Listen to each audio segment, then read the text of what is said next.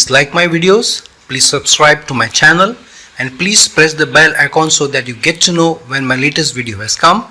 And to learn more and to find a video relevant to you, please do check out my videos list.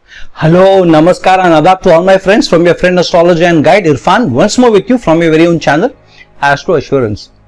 Today I have brought to you I'm bringing to you a very special yoga which is called the Kalanidhi Yoga.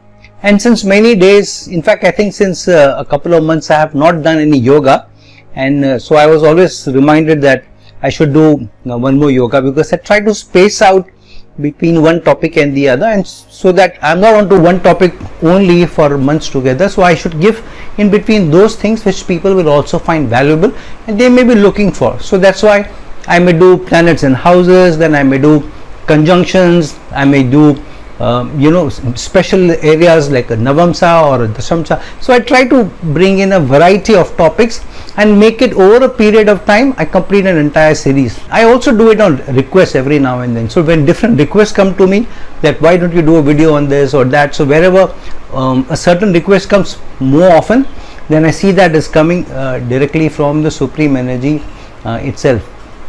There is a Urdu couplet which says आवाज़ खल्क को नकारा खुदा समझो, which means take the the requests of many people or the general audience as the request coming directly from or the order coming from the Supreme Energy. So if there are many people who will request me a certain type of video, I try and do that also. So that's how I do my videos spaced out. So this particular video I'm doing this Kalanidhi Yoga, because normally I don't look for yogas in a horoscope when I'm doing my consultation. I will not look for any yogas, but something which should be very, very evident. Yoga should be very, very evident, and it should be in your face. Then only that yoga really works out. If you're trying to search for yogas, you will get 200 yogas in a horoscope, because there are hundreds and hundreds of yogas, but those may not be very, very strong, may not be manifesting. A yoga which is like in your face, strongly manifesting itself, then it will really showcase itself rather than rather than a weak yoga. So what do you mean by what do I mean by in your face? Which means that yoga should be constructed with the planets involved in the yogas being in the Kendra houses or in trine houses or own signs or Mool Trikona signs. Then those yogas really stand out. So if I see a planet in the Kendra and in its own sign or Mool Trikona sign, then I will look for whether it is forming a yoga, because then it can become a powerful yoga. If a planet is in an inimical sign and yet it's forming a yoga, then the yoga is a weak yoga. Alternatively, if I find any dosha, or if I see malefics in the Dusthanas or two malefics in a Kendra, then too I look for whether that is forming a dosha, because then I can warn the person. So similarly we should not look for yogas and doshas in a horoscope trying to find out, because then what happens is we become too enamored by that yoga or by the dosha. If you find a dosha, then there are people who I know that this dosha is there in my horoscope, it's a very inauspicious dosha, that's why my life is so very bad. They put the blame entirely on a dosha or a planetary placement, saying this is because of which my life is gone worse. Or if very good results happen in their life, sometimes they turn around and say, because this yoga is there, so I can that's why I'm getting good results. Or worse than that is, because this yoga is there, I'm going to do very, very well in life.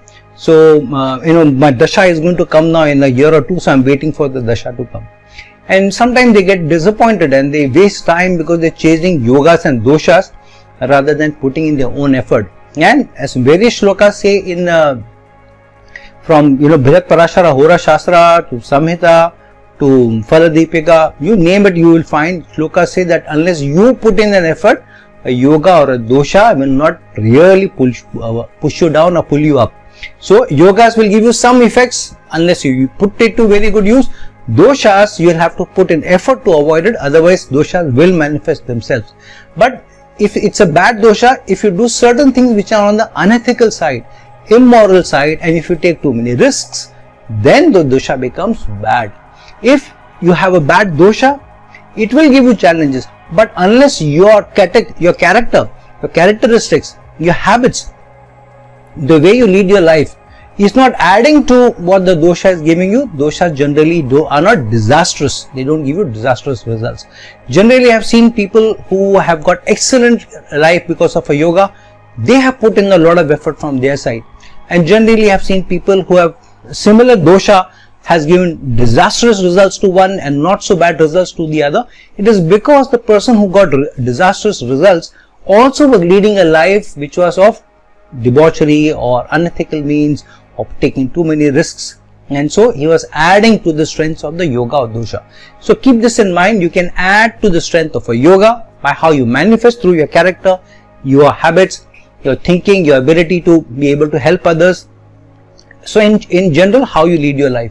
Similarly, doshas also you can add to the strength of the dosha by getting into those areas where the shlokas or the supreme energy asks us to avoid. Okay, having said that, let's jump into the Kalanidhi Yoga, and I've chosen this yoga because it's one of the very auspicious yogas. It is a slightly rare yoga, but I found this yoga within last 2 months, 3 months, I think, in the horoscope of 2 people, and so this it was like a wake up call for me that I should do a video on the yogas and I should choose this particular yoga. And this is very easy to find if you know how to look for this particular yoga. The Kalanidhi Yoga is about the coming together of energies of 3 benefic planets. These 3 benefic planets are Jupiter, Mercury and Venus. So whenever these 3 energies come together, either through conjunction or through aspects, then the Kalanidhi Yoga comes forth or comes by. What do you mean by synergy of energies? One is if Jupiter and these 2 planets, Mercury and Venus, are either in the 2nd house or in the 5th house in conjunction, then the Kalanidhi Yoga forms. So Jupiter, Mercury and Venus either in the 2nd house, Jupiter, Mercury and Venus either in the 5th house. Now these 2 houses are connected to your livelihood, to your income, to your gains, and hence auspicious planets placed in the 2nd house or the 5th house, that to 3 auspicious planets means a lot of power is given to earn, to save, to build assets and to get generally good results. In the 2nd house, it may give you very good income, it will give you many sources of livelihood. The income may also increase and increase very, very fast. Sometimes it may increase exponentially. So I've seen people who are earning a few thousand get into lakhs of rupees of earning within a few years. Like they started to earn 3-4 times within a couple of years, then again they went to another 3-4 times within a few years, and so what they were earning 10 years back was very, very different from what they are earning today, like about 100-200 times more they were earning now, which is a huge big jump. So this is what the Kalanidhi Yoga does, is a conjunction between Jupiter, Mercury and Venus. In the 2nd house, it increases your earning potential, it increases the sources of earning, it gives you high growth, quick growth, and it also doesn't keep you without money at any point of time. So at any point of time you are employed, and this is a yoga which will never force you to spread your hands in front of others. That's why it's a good yoga. So the livelihood is always supported, and you may always have some saving on the side. I've seen people with the Kalanidhi Yoga, either they have a habit of saving some money, putting some money away, or they're earning so much that they can't spend all of that, they are saving. Now in today's life, with so many attractions, it's easy to spend money more and more, because all the luxuries you can buy, or even online you can buy a helicopter, you can buy a plane also online. Earlier times you couldn't spend too much money on luxuries because there were not so many luxuries, so there was no saving. In today's time, any kind of money you have, you can blow it within months. But I've seen yet multi-millionaires have this yoga, and generally they will have some savings also, because money attracts money. So it's a good yoga to have, especially in the 2nd house. Such people may also be born in a family which is itself is wealthy or has a very rich background, a background where the people in the family will be people who come from the arts world, or themselves are big officials, or themselves very, very rich. So the family lineage will be very, very strong, and hence when they are born, it's like being born with a silver or a golden spoon in their mouth. So this is definitely, the 2nd house is a very, very good house to have Jupiter, Mercury and Venus together in the Kalanidhi Yoga. The other is in the 5th house. What the 5th house does is, because the 5th house is the 8th house to the 10th house, so it keeps giving you different opportunities. So it is up to you how do you use those opportunities, because 8th house means change, but 8th house also means obstacles. So from time to time it will give you an opportunity, sometimes in the form of an obstacle. So you're trying to do something, there is an obstacle there, then you are forced to do something, and then you grow very, very quickly there. So that opportunity, the obstacle itself becomes an opportunity. So it's like opportunity in a diversity. So it will force you to make those changes, but it will also sometimes force you to make those changes which may not be very, very ethical. So it will give you the choice. If you continue to make ethical changes, if you continue to shirk what is not right morally, then it rewards you. So it's a tricky one in the 5th house, yet it's a fantastic one for artists, for people who are in business, and people who are even in speculation. It helps you. So here I have found many people be very, very lucky when they have Jupiter, Mercury and Venus in the 5th house. In the share market, in the stock market, they tend to do very, very well. When they take speculative actions, they're trying to invest in some property, there I have seen them do very, very well. Sometimes they have just dumped money in some stock and just left it, even forgotten. Then after years, when they looked into this stock, that it has really exploded exponentially, and then suddenly they realized they had so much money.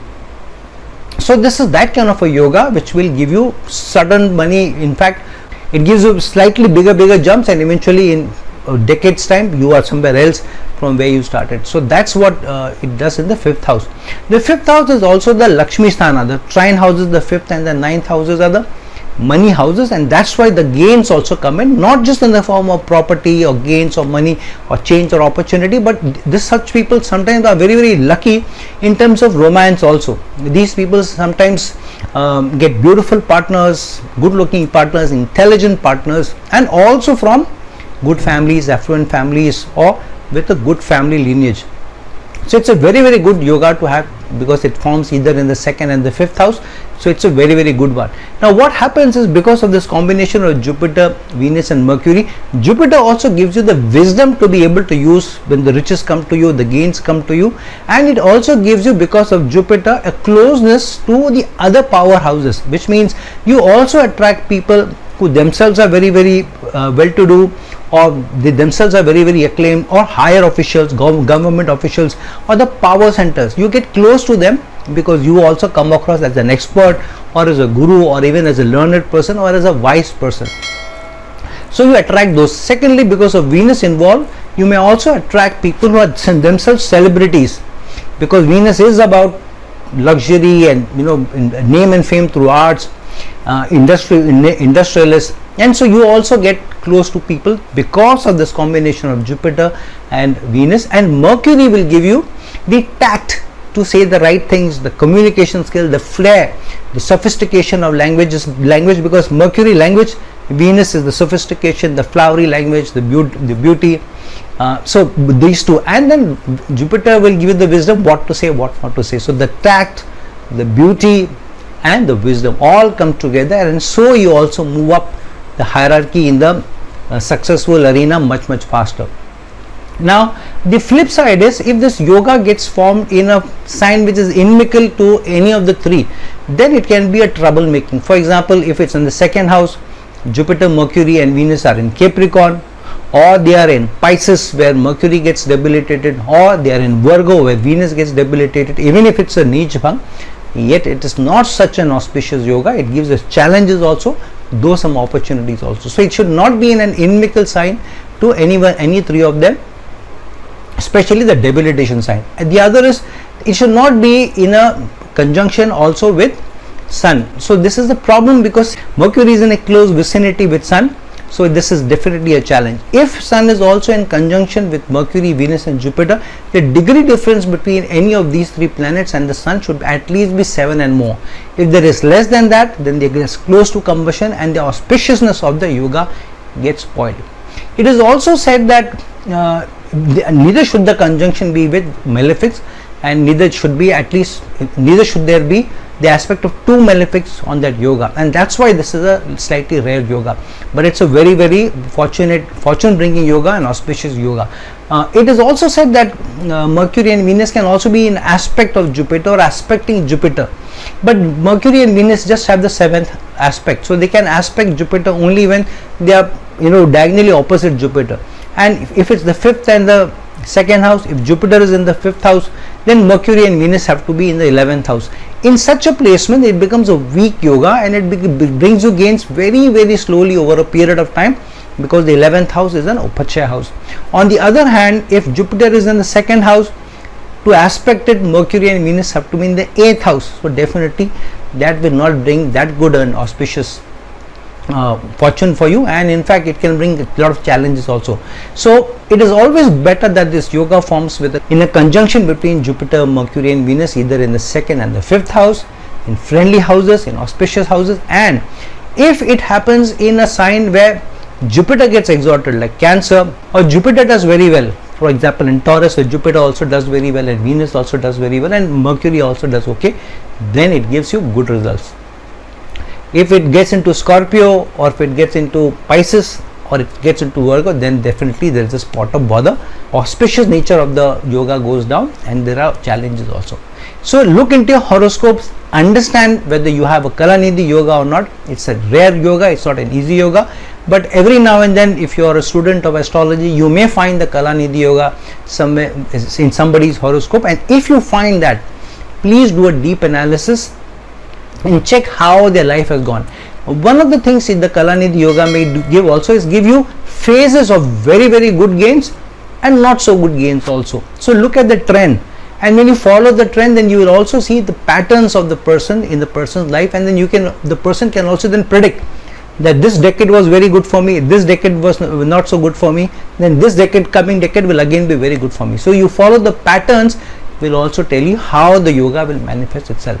For me, I was lucky that within a few months I saw the yoga occurring in 2 horoscopes and in good houses without the involvement of conjunctions or aspects or sun spoiling the yoga through combusting any planet. So it was a sign for me to bring this yoga in front of you. So friends, like this video, share this video, please follow me on Instagram on the same account, Astro Assurance, and till some other time with some other video, this is your friend astrologer and guide Irfan signing off. Ciao.